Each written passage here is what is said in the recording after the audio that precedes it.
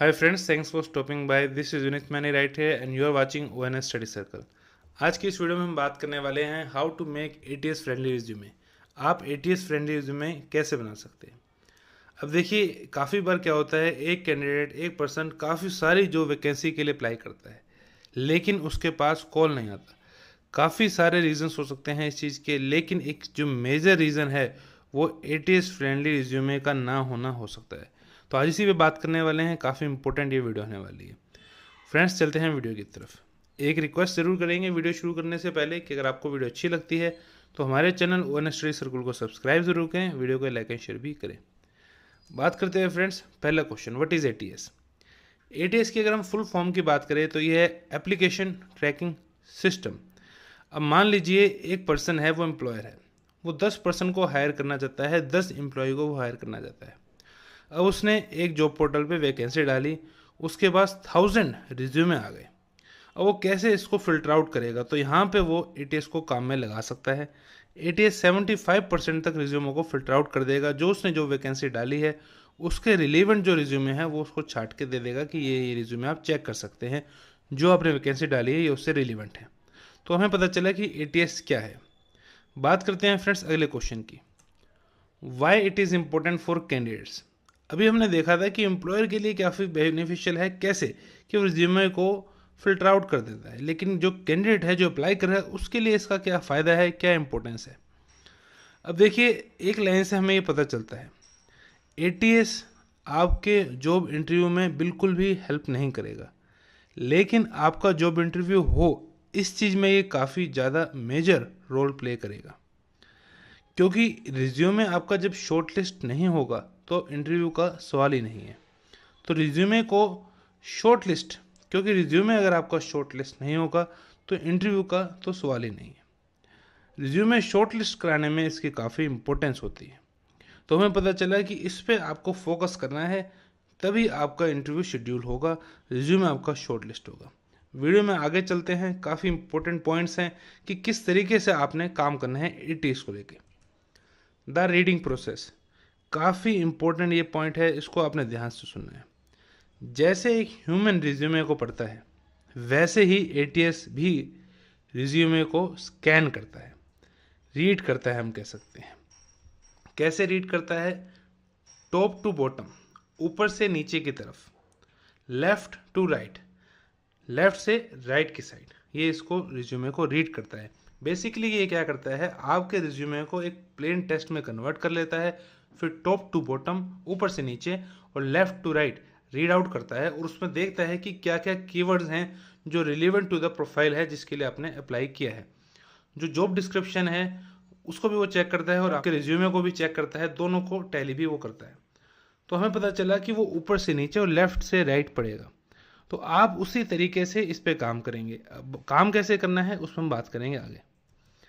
Keywords are not everything.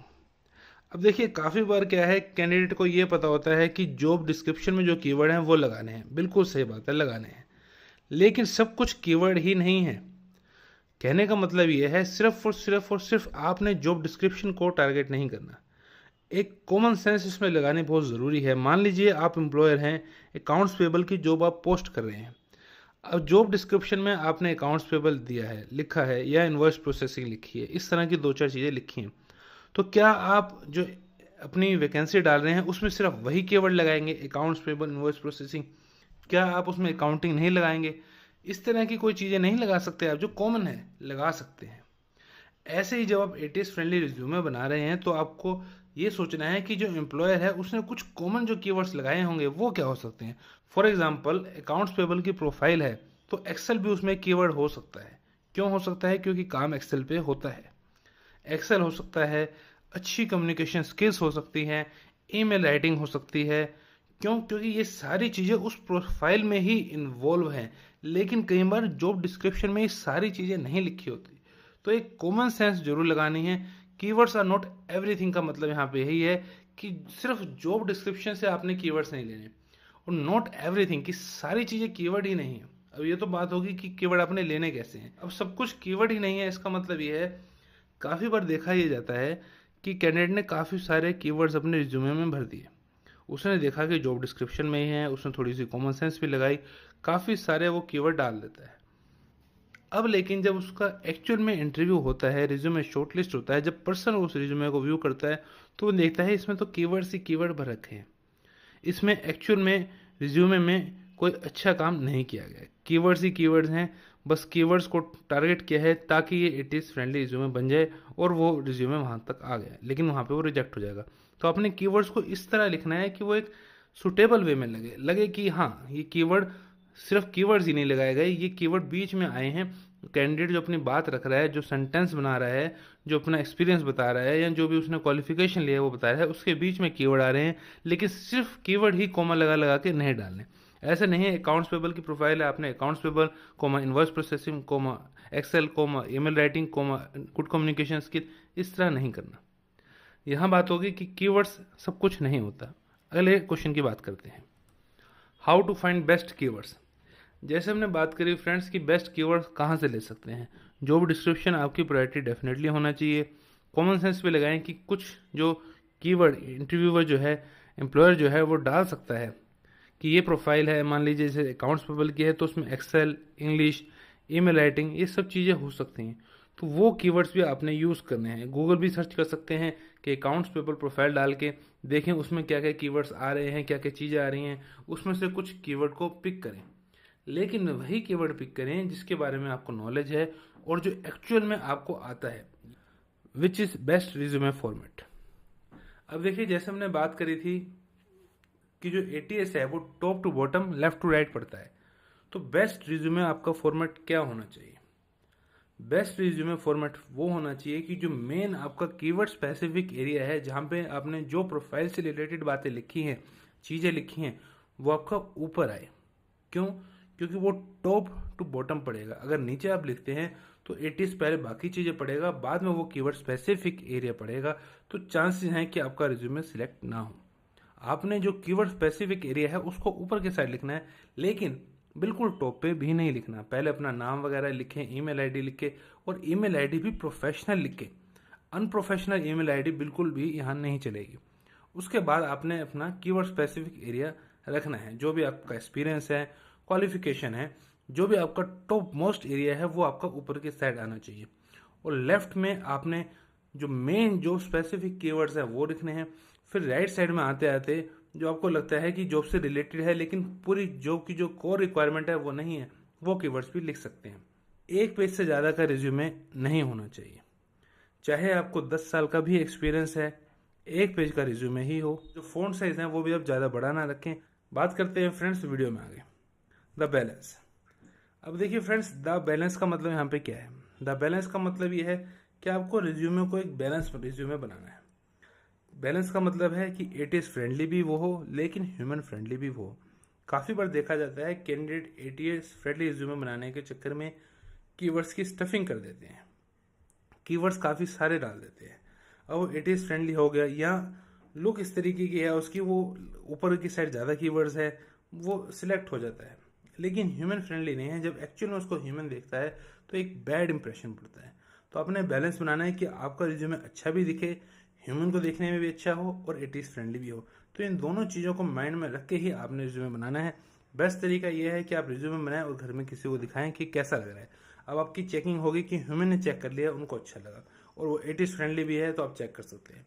काफ़ी सारे software भी होते हैं जो ये भी चेक कर देते हैं कि रिज्यूमे इट इज़ फ्रेंडली है या नहीं।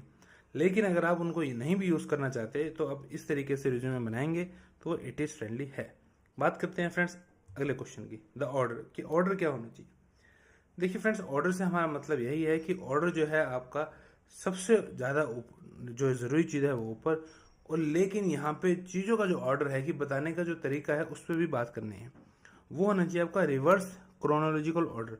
मान लीजिए एक पर्सन है, उसने पोस्ट ग्रेजुएशन करी है, तो सबसे पहले वो बताए कि मैंने पोस्ट ग्रेजुएशन करी है यहाँ से, फिर ग्रेजुएशन, फिर 12th, फिर 10th।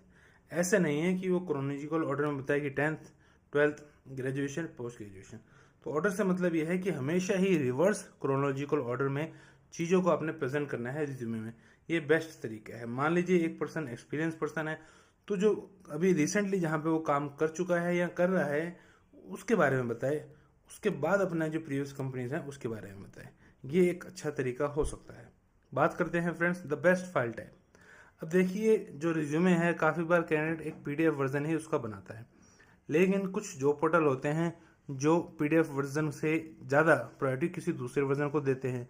तो आपको उसी फॉर्मेट में रिज्यूमे अपलोड करना है ताकि ज़्यादा चांसेस बने कि आपका रिज्यूमे जो है एटीएस पास कर सके। तो इस चीज़ का आपको ध्यान रखना है कि जो बेस्ट फाइल टाइप है according to the job portal वो क्या है। बात करते हैं फ्रेंड्स अगले और लास्ट क्वेश्चन की इस वीडियो की। What about pictures and graphics.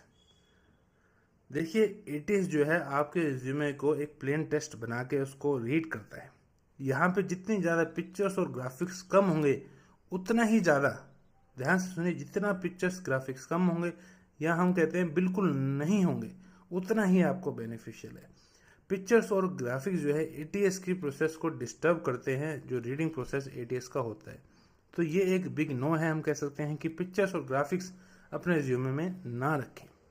तो फ्रेंड्स, ये थी वीडियो आज की एटीएस फ्रेंडली रिज्यूमे पे, how to make ATS friendly resume. आपको ये वीडियो कैसी लगी डेफिनेटली हमें कमेंट में लिखें। Thank you so much for watching this video. Thank you so much friends.